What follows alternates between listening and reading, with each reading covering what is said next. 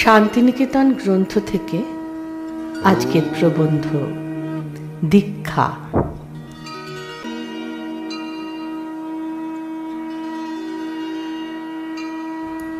একদিন যাঁর চেতনা বিলাসের আরাম সজ্জা থেকে হঠাৎ জেগে উঠেছিল, এই ৭ই পৌষ দিনটি সেই দেবেন্দ্রনাথের দিন। এই দিনটিকে তিনি আমাদের জন্যে দান করে গিয়েছেন। রত্ন যেমন করে দান করতে হয় তেমনি করে দান করেছেন। ওই দিনটিকে এই আশ্রমের কৌটোটির মধ্যে স্থাপন করে দিয়ে গেছেন। আজ কৌটো উদ্ঘাটন করে রত্নটিকে এই প্রান্তরের আকাশের মধ্যে তুলে ধরে দেখব। এখানকার ধূলিবিহীন নির্মল নিভৃত আকাশতলে যে নক্ষত্রমণ্ডলী দীপ্তি পাচ্ছে, সেই তারাগুলির মাঝখানে তাকে তুলে ধরে দেখব। সেই সাধকের জীবনের ৭ই পৌষকে আজ উদ্ঘাটন করার দিন। সেই নিয়ে আমরা আজ উৎসব করি। এই ৭ই পৌষের দিনে সেই ভক্ত তাঁর দীক্ষা গ্রহণ করেছিলেন।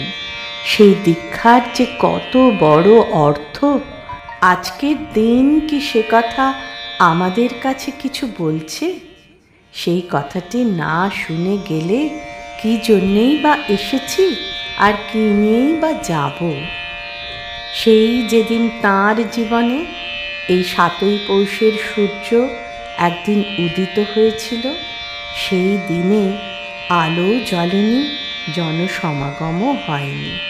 সেই শীতের নির্মল দিনটি শান্ত ছিল, স্তব্ধ ছিল। সেই দিনে যে কি ঘটেছে তা তিনি নিজেও সম্পূর্ণ জানেননি। কেবল সেই অন্তর্যামী বিধাতা পুরুষ জেনেছিলেন। সেই যে দীক্ষা সেদিন তিনি গ্রহণ করেছিলেন, সেটি সহজ ব্যাপার নয়। সে শুধু শান্তির দীক্ষা নয়, সে অগ্নির দীক্ষা।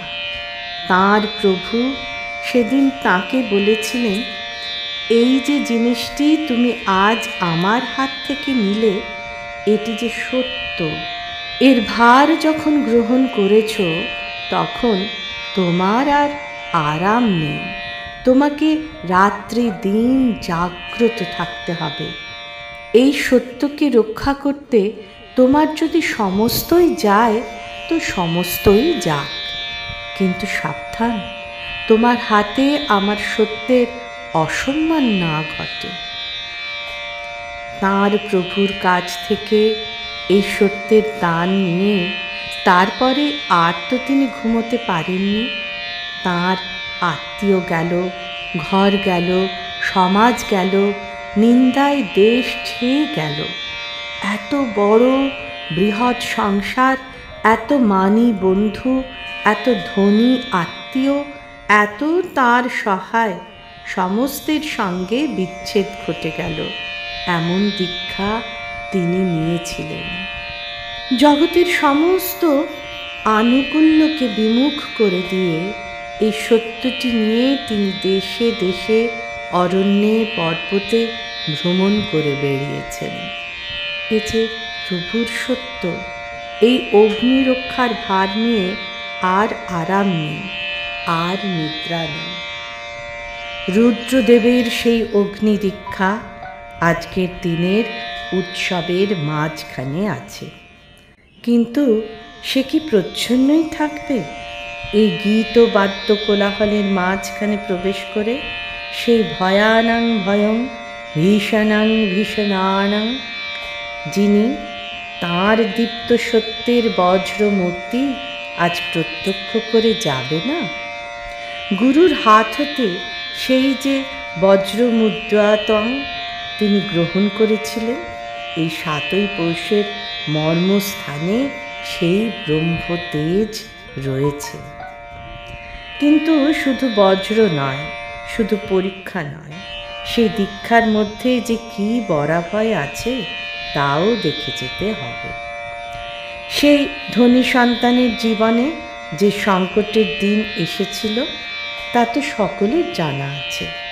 যে বিপুল ঐশ্বর্য, রাজ ও হর্মের মতো একদিন তাঁর আশ্রয় ছিল, সেইটে যখন অকস্মাৎ তার মাথার উপর ভেঙে পড়ে তাকে মাটির সঙ্গে মিশিয়ে দেবার উদ্যোগ করেছিল, তখন সেই ভয়ঙ্কর বিপদ পতনের মাঝখানে একমাত্র এই সত্য দীক্ষা তাঁকে আবৃত করে রক্ষা করেছিল।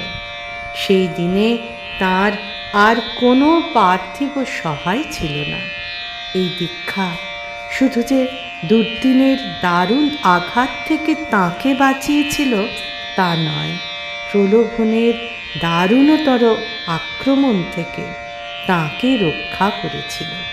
আজকের এই ৭ই পৌষের মাঝখানে তাঁর সেই সত্য দীক্ষার রুদ্র দীপ্তি এবং বরাভয় রূপ দুইই রয়েছে।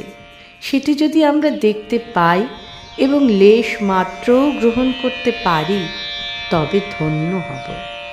সত্যের দীক্ষা যে কাকে বলে, আজ যদি ভক্তির সঙ্গে তাই স্মরণ করে যেতে পারি, তাহলে ধন্য হব। এর মধ্যে ফাঁকি নেই, লুকোচুরি নেই, দ্বিধা নেই, দুই দিক বজায় রেখে চলবার চাতুরি নেই। নিজেকে ভোলাবার জন্যে সুনিপুণ মিথ্যা যুক্তি নেই। সমাজকে প্রসন্ন করবার জন্যে বুদ্ধির দুই চক্ষু অন্ধ করা নেই। মানুষের হাটে বিকিয়ে দেবার জন্যে ভগবানের ধন চুরি করা নেই। সেই সত্যকে সমস্ত দুঃখ পীড়নের মধ্যে স্বীকার করে নিলে তারপরে একেবারে নির্ভয় ধূলিঘর ভেঙে দিয়ে একেবারে পিতৃভবনের অধিকার লাভ, চিরজীবনের যে গম্যস্থান, যে অমৃত নিকেতন, সেই পথের যিনি একমাত্র বন্ধু, তাঁরই আশ্রয় প্রাপ্তি সত্য দীক্ষার এই অর্থ। সেই সাধু সাধক তাঁর জীবনের সকলের চেয়ে বড় দিনটিকে, তাঁর দীক্ষার দিনটিকে এই নির্জন প্রান্তরের মুক্ত আকাশ ও নির্মল আলোকের মধ্যে প্রতিষ্ঠিত করে রেখে দিয়ে গেছেন।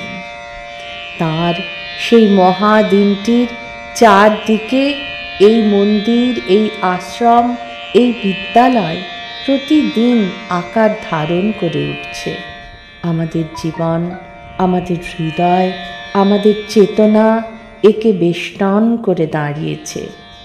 এই দিনটিরই আহ্বানে কল্যাণ মূর্তিমান হয়ে এখানে আবির্ভূত হয়েছে এবং তার সেই সত্য দীক্ষার দিনটি ধনী ও দরিদ্রকে, বালক ও বৃদ্ধকে, জ্ঞানী ও মূর্খকে বর্ষে বর্ষে আনন্দ উৎসবে আমন্ত্রণ করে আনছে।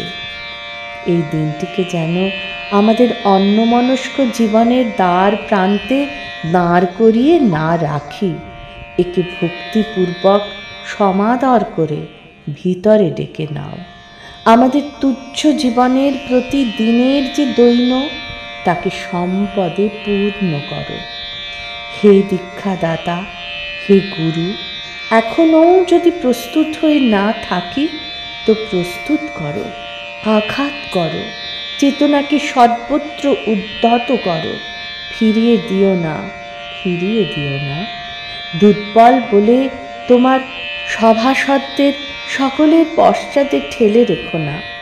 এই জীবনে সত্যকে গ্রহণ করতেই হবে, নির্ভয়ে এবং অসংকোচে।